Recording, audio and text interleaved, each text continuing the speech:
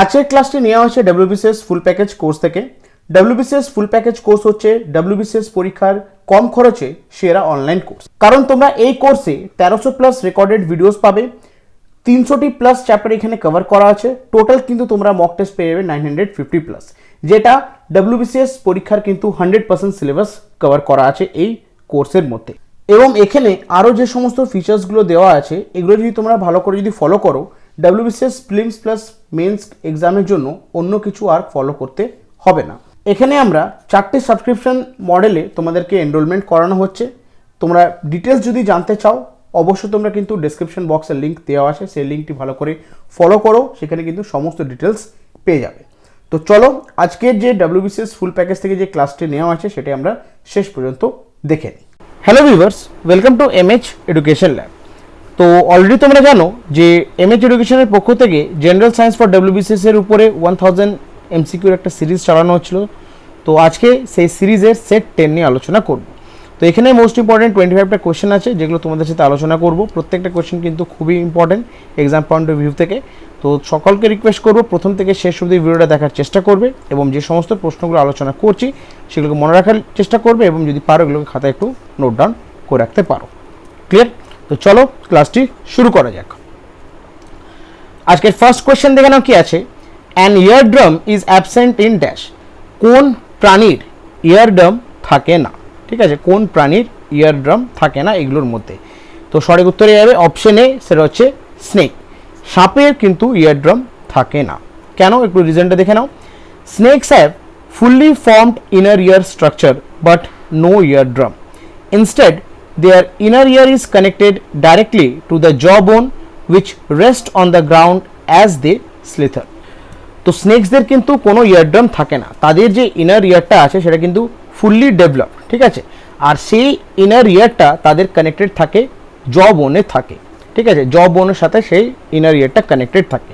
তো যখনই সাপ স্লিথার করে, মানে গ্রাউন্ডে যখনই সাপ চলে, তো তখন কি হয়, ওই জবোনটা যখন মাটিতে লেগে থাকে তখন থেকে মানে তখনই ওরা কিন্তু সমস্ত জিনিস তারা ফিল করতে পারে। ক্লিয়ার? তো সাপের কিন্তু ইনার যে ইয়ার স্ট্রাকচারটা সেটা কমপ্লিটলি ডেভেলপ থাকে, কিন্তু ওদের কোনো ইয়ারড্রাম থাকে না।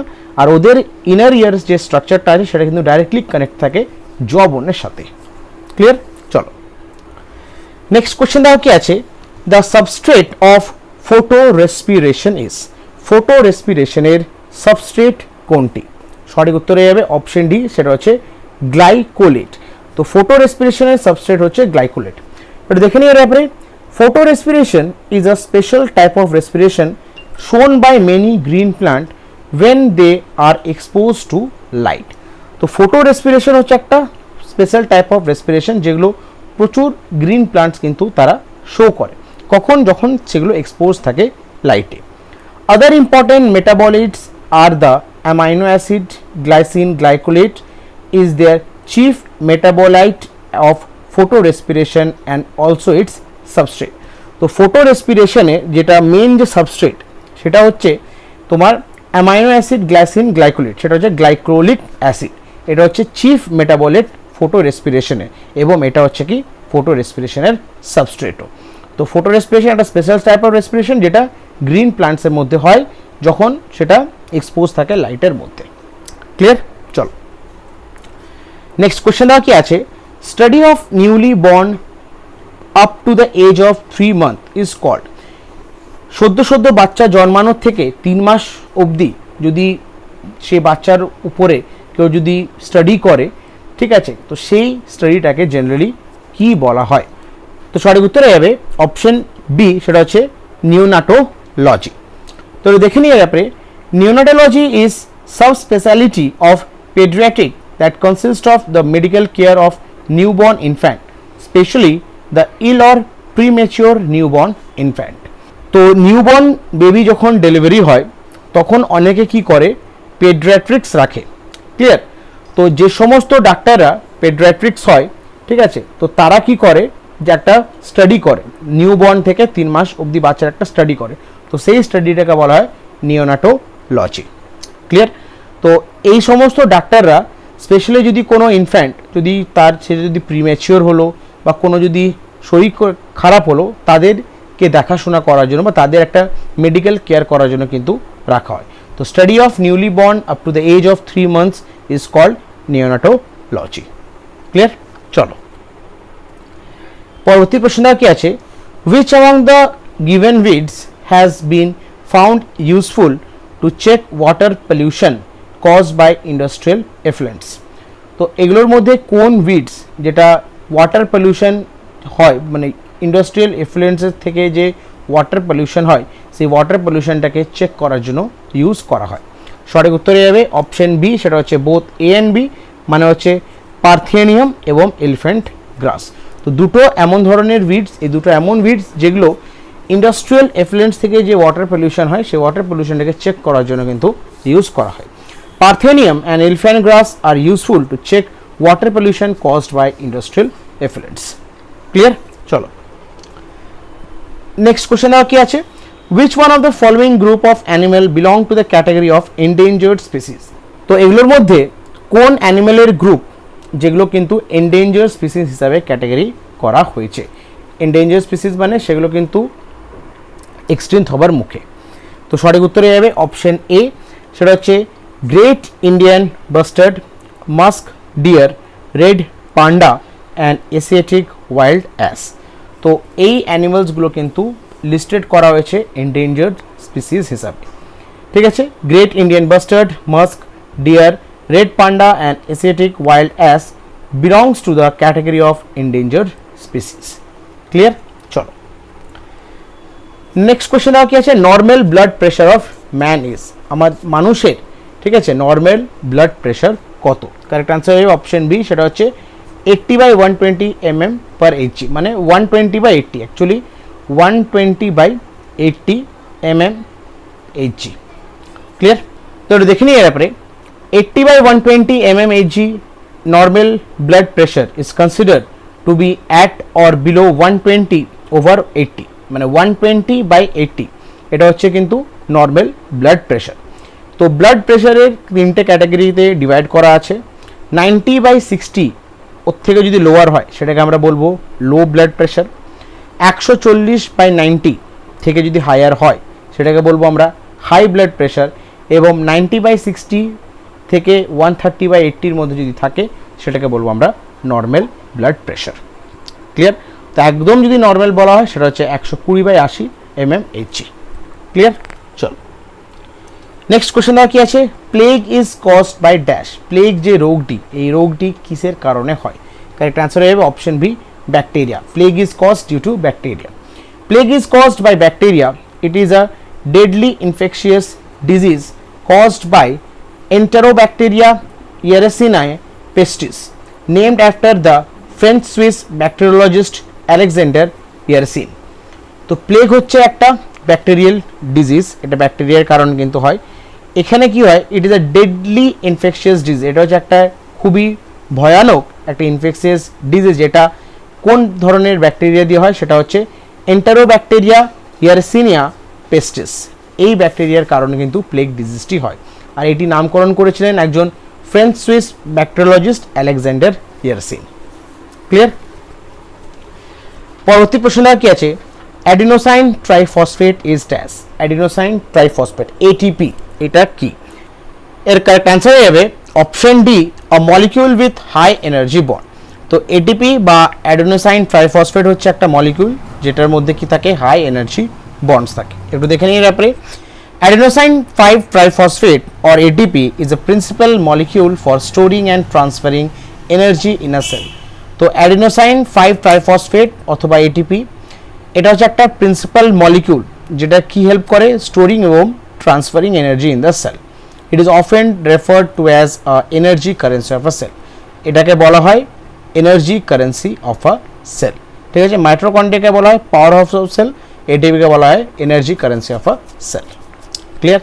চল নেক্সট কোশ্চেন কি আছে, movement of hairs in drosera is refer to as dash, ড্রোসেরার যে মুভমেন্ট অফ হেয়ারস হয় সেটাকে কি বলা হয়?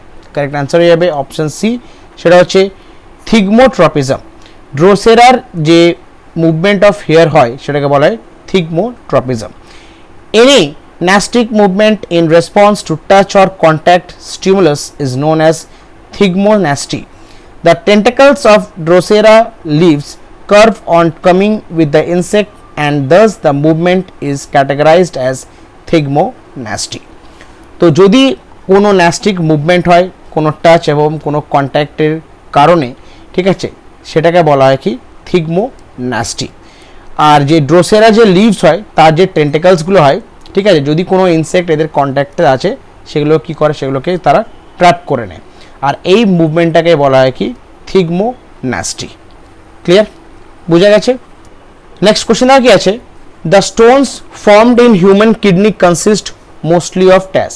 তো হিউম্যান কিডনিতে যে স্টোনসগুলো ফর্মড হয় সেগুলো কি, সেগুলো হচ্ছে অপশন এ ক্যালসিয়াম অক্সালেট।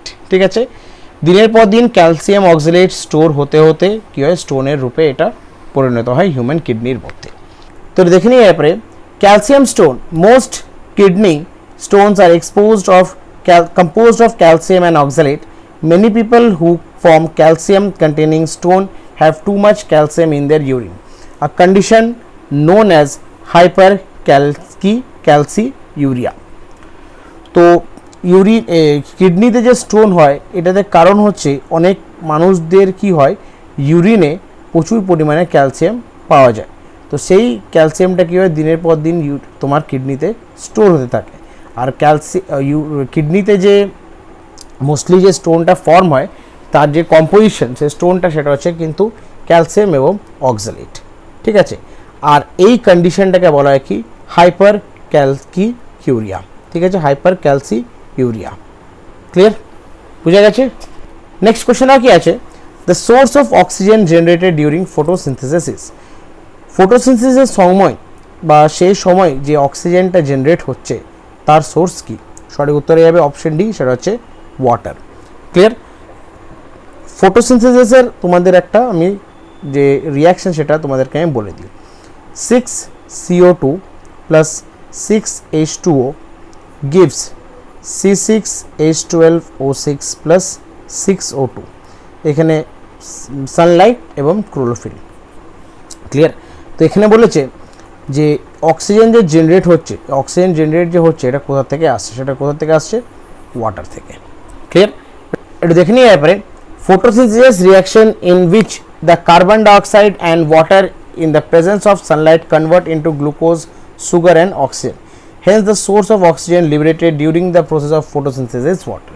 তো photosynthesis ডেফিনেশনটা হচ্ছে কি, in the presence of sunlight and chlorophyll plant use carbon dioxide and water to form glucose and oxygen. তো এই অক্সিজেনটা কোথা থেকে প্ল্যান্ট জেনারেট করছে, সেটা হচ্ছে ওয়াটার থেকে প্ল্যান্ট অক্সিজেনটা জেনারেট করে।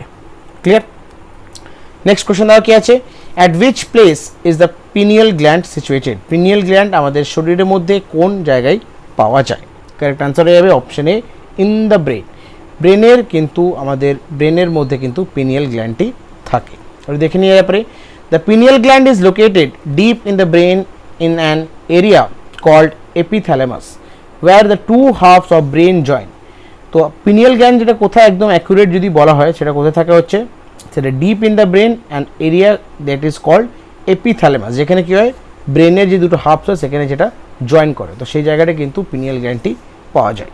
In human this is situated in the middle of brain, it sits in the group such above the thalamus which is an area that coordinates a variety of function related to our sense. আর হিউম্যানের ক্ষেত্রে কী হয়, এটা কিন্তু একদম মাঝে আছে, ব্রেনের মাঝে আছে, আর এটা গ্রুভের মধ্যে আছে। এটা কিন্তু প্রচুর পরিমাণে কোঅর্ডিনেশন করে, বিভিন্ন যে সেন্স অর্গানগুলো আছে তাদের সাথে কিন্তু খুব বিভিন্ন পরিমাণে কিন্তু কোঅর্ডিনেট করে হচ্ছে পিনিয়াল গ্ল্যান্ডটি। ক্লিয়ার, চলো নেক্সট কোশ্চেন আর কি আছে, what is the number of chromosome in normal human body cell. তো নর্মাল হিউম্যান বডিতে কতগুলো ক্রোমোজোম পাওয়া যায়, সেটা হচ্ছে 46, অপশন ডি 46, মানে 23 পেয়ার। এর মধ্যে 22 পেয়ার হচ্ছে তোমার অটোজোম আর 1 পেয়ার হচ্ছে সেক্স ক্রোমোজোম। ঠিক আছে, 22 প্লাস 1 হচ্ছে 23 পেয়ার, মানে 44টা হচ্ছে অটোজোম আর দুটো হচ্ছে কি তোমার সেক্স ক্রোমোজোম। ক্লিয়ার, তো দেখেন এক্সপ্লেনেশনটা। In human, each cell normally contain 23 pair of chromosome for a total of 40 46, তো টোটাল 46টা থাকে 23 পেয়ার, যার মধ্যে 22 পেয়ার হচ্ছে অটোজোম আর 1 পেয়ার হচ্ছে সেক্স ক্রোমোজোম। নেক্সট কোশ্চেন কি আছে, প্লান্ট জেনেটিক ম্যাটেরিয়াল ইন জিন bank is preserved at -196 degree centigrade in a liquid nitrogen as. তো প্ল্যান্টের যে জেনেটিক মেটেরিয়াল যেগুলো হয় সেগুলো কিন্তু জিন ব্যাংকে প্রিজার্ভ করা আছে, যেখানে কত ডিগ্রি সেলসিয়াসে, সেটা হচ্ছে -196 ডিগ্রি সেন্টিগ্রেডে। আর কিসের মধ্যে স্টোর করা আছে, লিকুইড নাইট্রোজেনের মধ্যে স্টোর করা আছে। তো কিভাবে এগুলোকে স্টোর করা হয় সেখানে, সঠিক উত্তর এ অপশন সি, ম্যাচিওর সিড, কিন্তু ড্রাই ম্যাচিওর সিড রূপে কিন্তু সেগুলোকে স্টোর করা হয়। Plant genetic material in gene bank is preserved at -196 degrees Celsius in liquid nitrogen as a mature seed dry. In plant, it is possible to unfreeze the material and propagate it. Clear? তো জিন ব্যাংকে -196 degree সেলসিয়াসে liquid নাইট্রোজেনের মধ্যে mature seed যেগুলো হয় সেগুলো শুকনো mature সিডগুলোকে সেগুলোকে প্রিজার্ভ করে রাখা হয়েছে। ক্লিয়ার? নেক্সট কোশ্চেন কি আছে, which of the following was the first antibiotic? এগুলোর মধ্যে ফার্স্ট অ্যান্টিবায়োটিক কোনটি? সঠিক উত্তর হবে অপশন বি, পেনিসিলিন। এটা দেখে নিই আপনি, penicillin antibiotics were among the first medication to be effective against many bacterial infection caused by staphylococci and streptococci bacteria. তো পেনিসিলিন অ্যান্টিবায়োটিক্স এগুলো হচ্ছে কিন্তু প্রথম দিকের মেডিকেশন, যেগুলো কিন্তু অনেক ব্যাকটেরিয়াল ইনফেকশন থেকে কিন্তু এগুলোকে মানে মুক্তি পাওয়া যেত। ঠিক আছে, মানে এগুলোর ট্রিটমেন্ট বিভিন্ন ব্যাকটেরিয়াল ইনফেকশনের ট্রিটমেন্টের জন্য কিন্তু পেনিসিলিন ইউজ করা হতো। তো কোন ধরনের ব্যাকটেরিয়াল ইনফেকশনের সাথে ট্রিটমেন্ট করা হতো, সেটা হচ্ছে স্ট্যাফাইলোকক্কি এবং স্ট্রেপ্টোকক্কি, যে সমস্ত ব্যাকটেরিয়াল ইনফেকশনগুলো হতো। তো সেই সমস্ত ব্যাকটেরিয়াল ইনফেকশনগুলো ট্রিটমেন্ট করার জন্য কিন্তু পেনিসিলিন ইউজ করা হতো as a antibiotics. Clear? Next কোশ্চেনটা কি আছে, the method used to obtain alcohol from molasses is called. Molasses থেকে যদি আমরা অ্যালকোহলকে যদি অবটেন করি তো সেই প্রসেসটাকে জেনারেলি কি বলা? সঠিক উত্তর এ অপশন বি, ফার্মেন্টেশন। ঠিক আছে, মোলাসেস থেকে যদি আমরা অ্যালকোহল যদি অবটেন করি সেই প্রসেসটাকে বলা হয় ফার্মেন্টেশন। একটু দেখে নিয়ে আপনি, on industrial scale ethanol can be prepared by fermentation of molasses. ঠিক আছে, it is a dark colored viscous liquid. Molasses is mother liquor left after crystallization of sugarcane juice. Molasses contain about 60% fermentable sugar. তো industrial স্কেলে যদি আমরা দেখি তাহলে ethanol is prepared by fermentation of molasses. Ethanol কীভাবে prepare করা হয়, মোলাসেসের fermentation করার পর কিন্তু ইথানল তৈরি করা হয়। এটা একটা ডার্ক কালার ভিসকাস লিকুইড, এটা হচ্ছে কিন্তু একটা মাদার লিকুইড। সুগার কেন জুসের ক্রিস্টালাইজেশনের করার পর যেটা থেকে যায় সেটা হচ্ছে কিন্তু মোলাসেস। ঠিক আছে, আর মোলাসেসের মধ্যে কিন্তু 60% ফার্মেন্টেবল সুগার কিন্তু অবটেন করা যায়। ক্লিয়ার? চলো নেক্সট কোশ্চেনটা কি আছে, which among the following processes does not increase the amount of carbon dioxide in air? এগুলোর মধ্যে কোন প্রসেস কার্বন ডাইঅক্সাইড প্রেজেন্সটাকে ইনক্রিজ করবে না? সঠিক উত্তরে যাবে অপশন সি, সেটা হচ্ছে ফটোসিনথেসিস। বাদ বাকি যেগুলো আছে অ্যারোবিক ডিকে অফ ভেজিটেশন, এটাতে কিন্তু ইনক্রিজ করে carbon dioxide. Burning of petrol, breathing, এগুলোতে কিন্তু কার্বন ডাইঅক্সাইড ইনক্রিজ করে। কিন্তু ফটোসিনথেসিস ক্ষেত্রে কি হয়, plant use carbon dioxide to form কিন্তু গ্লুকোজ অ্যান্ড ওয়াটার, এই গ্লুকোজ অ্যান্ড তোমার অক্সিজেন। ঠিক আছে, তো প্লান্টস কী করে, ফটোসিনথেসিস যখন হয় তখন কিন্তু তারা কিন্তু কার্বন ডাইঅক্সাইডটা নিয়ে নেয়। তো কার্বন ডাইঅক্সাইড লেভেলটা কখন কমে, during photosynthesis. Plant reduce the CO2 as they use it in photosynthesis. It is for this reason the plantation of tree has been stressed by environmentalists. They use it to give oxygen and carbohydrates as a final product. Clear? বুঝতে পেরেছো? চলো next question কি আছে, খুব important question এটা। Movement due to light are shown by dash. Light, অনেক plant কি হয় লাইটের সাথে সাথে মুভমেন্ট করে, সূর্য যেদিকে থাকে সেদিকে মুভ করে। তো এই কোন ধরনের প্লান্টস এই মুভমেন্টটি জেনারেলি দেখায়? সঠিক উত্তরে অপশন এ, ফ্লাওয়ারিং প্ল্যান্ট। তো এখানে যদি আমি এক্সাম্পল বলি, সানফ্লাওয়ার, যদি সানফ্লাওয়ারকে যদি তোমরা যদি মর্নিংয়ে দেখো তখন দেখবে ডাইরেকশনটার দিকে সানের দিকে আছে, ইভিন তোমার যদি আফটারনুনে দেখো একদিকে আছে, এবং সানসেট যখন হয় তখন কিন্তু একদিকে পাওয়া যায়। তো এই মুভমেন্টটাকে হয় জেনারেলি তোমার ফ্লাওয়ারিং প্ল্যান্ট, আর এই মুভমেন্টটাকে বলা হয় কি জানো, সেটা হচ্ছে ফটোট্রপিজম। এটা দেখে নিয়ে আপনি, Phototropism, plant growth towards or away from light, and photoperiodism, regulating of flower and other developmental translation by day and night length. In phototropism, a plant bends or grows directionally in response to light. তো অনেক flowering plant কি হয়, লাইটের Sunlight যেদিকে থাকে সেদিকে কি করে, মুভমেন্ট করে, সেদিকে তাদের মুখটা থাকে। তো এই ধরনের মুভমেন্টটাকে বলে ফোটোট্রপিজম। ক্লিয়ার? সান যেদিকে থাকবে প্লান্টস কি করে, নিজের যে পুরো বডিটা আছে সেটা কিন্তু ওইদিকে বেন্ড করে দেয়। ঠিক আছে? তো এই ধরনের মুভমেন্টকে বলা হয় ফোটোট্রপিজম। চলো নেক্সট কোশ্চেন কি আছে, camel is a desert animal that can live without water for many days as. Camel হচ্ছে কিন্তু একটা ডেজার্ট অ্যানিমাল, ক্যামেলকে বলা হয় ship of dessert.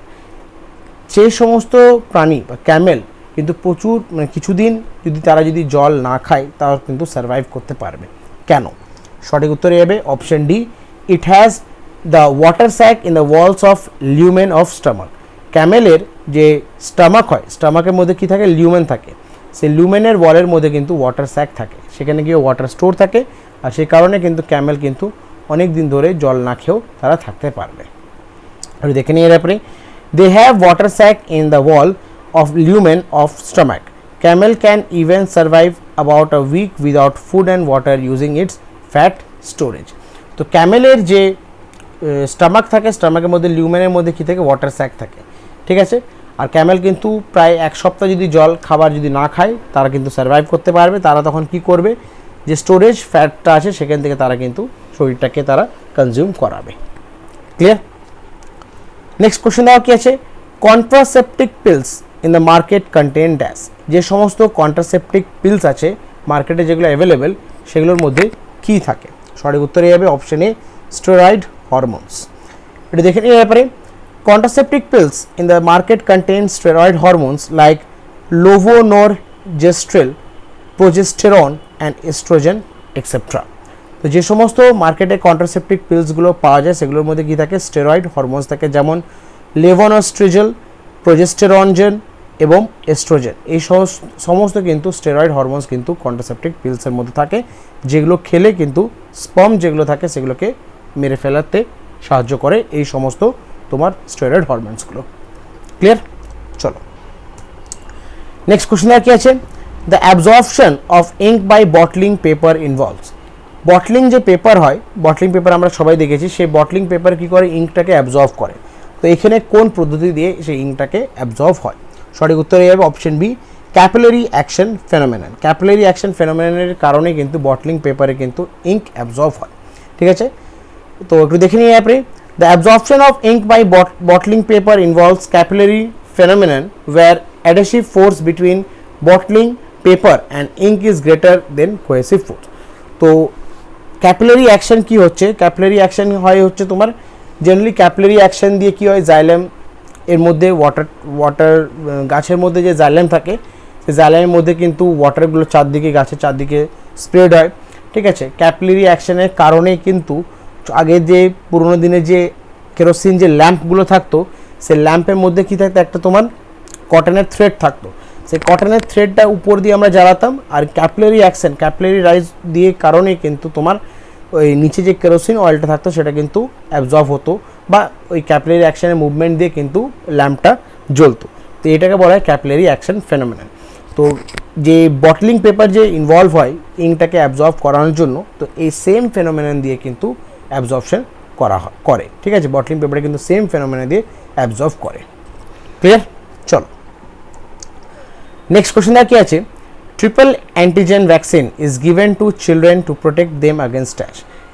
চিলড্রেনদেরকে triple antigen vaccine কিন্তু দেওয়া হয় কি, কোন ডিজিজ থেকে প্রোটেকশন করানোর জন্যে? সঠিক উত্তর এর অপশনে উফিং কাফ। উফিং কাফ থেকে প্রোটেক্ট করার জন্য বাচ্চাদেরকে ট্রিপল অ্যান্টিজেন ভ্যাকসিন প্রোভাইড করা হয়। এটা দেখে নিয়ে ব্যাপারে, triple antigen vaccine is a combination of diphtheria, tetanus and pertussis or whooping cough.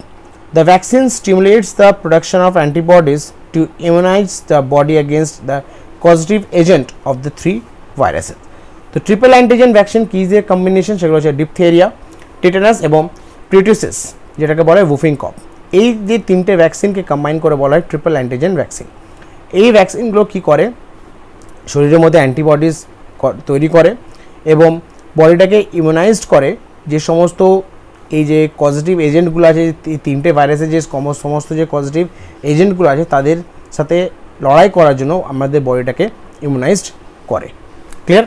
তো ট্রিপল অ্যান্টিজেন ভ্যাকসিন হচ্ছে কি তোমার ডিপথেরিয়া, টিটেনাস এবং পেরিটোসিস অথবা বুফিং কফ। চলো নেক্সট কোশ্চেন কি আছে, which one of the following denotes the smallest temperature, এগুলোর মধ্যে সবথেকে স্মলেস্ট টেম্পারেচার কোনটি? সঠিক উত্তর এ অপশন এ, সেটা হচ্ছে 1 degree on Kelvin scale. 1 degree on Kelvin scale হচ্ছে কি সবথেকে স্মলেস্ট টেম্পারেচার। তো এর এক্সপ্লেনেশনে দেখে নাও, relation among this scales, Kelvin less than Reaumur less than Celsius less than Fahrenheit. আর general formula C/5 equals to F minus 32/9, R/4 equals to K minus 273/5। এটা হচ্ছে জেনারেল ফর্মুলা, খুব ইম্পর্টেন্ট এটা। ক্লিয়ার? চলো নেক্সট কোশ্চেন কি আছে, anaemia occurs due to the deficiency of dash. Anaemia যে বডির মধ্যে হয় এটা ডেফিসিয়েন্সি ডিজিজ, কী কারণের মানে কোন ডেফিসিয়েন্সি ডিজিজের কারণে কিন্তু অ্যানিমিয়া হয়? সঠিক উত্তর এ অপশন বি, সেটা হচ্ছে ফলিক অ্যাসিড। আয়রনের যদি কমি থাকে বডির মধ্যে তখন কিন্তু একটা রোগ হয়, সেটা হচ্ছে অ্যানিমিয়া। ক্লিয়ার? ঠিক আছে, তো একটু দেখে নিই অ্যাপরে। The most common type of anaemia is caused by shortage of iron in body. Your bone marrow needs iron to make hemoglobin. Without adequate iron, your body can't produce enough hemoglobin for red blood cell. তো অ্যানিমিয়ার যে most common type হচ্ছে সেটা কিন্তু cause হয় due to the shortage of iron in body. Human বডিতে যদি আয়রনের যদি প্রচুর পরিমাণে শর্টেজ হয় তখন কিন্তু অ্যানিমিয়া হবার চান্সেস থাকে, কারণ বোন ম্যারো যেটা কি করে হিমোগ্লোবিন তৈরি করতে সাহায্য করে, তো সেই বোন ম্যারো কিন্তু হিউজ পরিমাণে বা অ্যাডিকুয়েট পরিমাণে কিন্তু আয়রন দরকার হয়। তাছাড়া কিন্তু তারা কিন্তু সে বোন ম্যারো কিন্তু haemoglobin adequate amount of haemoglobin produce করতে পারবে না রেড ব্লাড সেলসের জন্যে। ক্লিয়ার? বুঝতে পারছো? চল তো আজকে শেষ প্রশ্ন এখানে কি আছে, which type of waves are utilized in night visionary equipment? Night visionary equipments এর মধ্যে কোন ধরনের ওয়েভস এখানে ইউজড করা হয়? সঠিক উত্তরে যাবে ইনফ্রারেড ওয়েভস, অপশনে ইনফ্রারেড ওয়েভস। কেন সেটা দেখে নাও। Hot objects including human body emit some heat in the form of infrared light. তো যে কোনো হট অবজেক্ট হিউম্যান বডিও কিন্তু কি হয় হিট জেনারেট করে, ঠিক আছে, in the form of infrared light. Night vision goggles using thermal imaging technology capture the infrared light being emitted as heat by object in the field of view. তো অনেক সময় দেখবে গ্রিন গ্রিন কালারের দেখা যায় যখন অনেক গেমসে থাকে, ঠিক আছে, ডিসকাভারিজেও দেখবে গ্রিন গ্রিন কালারে দেখা যায়। তো হিউম্যানের বডি থেকে হিট জেনারেট হয়, কোনো জায়গা থেকে যদি হিট জেনারেট হয় তখন যখন ওই নাইট ভিশন যে গগলসগুলো হয় সেগুলো যদি পরা হয়, তো যদি কোনো জায়গা থেকে হিট যদি জেনারেট হয় সেটা কিন্তু সেটা ডিটেক্ট করতে পারবে। তো সেই কারণে নাইট ভিশনারি ইকুইপমেন্টসগুলোর মধ্যে ইনফ্রারেড ওয়েভ যেগুলো লাগানো থাকে বা ইনফ্রারেড ওয়েভস কিন্তু সেখান থেকে জেনারেট হয়, আর সেগুলো কিন্তু যে কোনো জায়গায় যদি কোনো জায়গায় বা কোনো অবজেক্ট যদি হিট যদি সেটা এমিট করছে সেটা কিন্তু তারা ক্যাপচার করে। ক্লিয়ার? তো এগুলো ছিল আজকের মোস্ট ইম্পর্টেন্ট 25টা MCQ যেগুলো তোমাদের সাথে আলোচনা করলাম। আশা করছি প্রত্যেকটা কোয়েশ্চেন তোমরা বুঝতে পেরেছো। তোমাদের সকলকে রিকোয়েস্ট করবো তোমরা প্রত্যেকটা কোয়েশ্চেন ভালো করে পড়বে, মনে রাখার চেষ্টা করবে এবং যদি পারো এগুলোকে একটু খাতায় নোট ডাউন করে রাখো, কারণ প্রত্যেক ক্লাসে ইম্পর্টেন্ট কিছু কোয়েশ্চেন ডিসকাস করা আছে। যদি এক জায়গায় কোয়েশ্চেনগুলো তোমরা লিখতে পারো প্রচুর কোয়েশ্চেন জমবে, সেখান থেকে তোমরা ভালো করে পড়তে বা মনে রাখতে পারবে। ক্লিয়ার? তো ক্লাসটি আজকে আমি এখানে শেষ করছি। নেক্সট ক্লাসে তোমাদের সাথে আরও কিছু ইম্পর্টেন্ট MCQ নিয়ে আলোচনা করব। Thank you, have a nice day.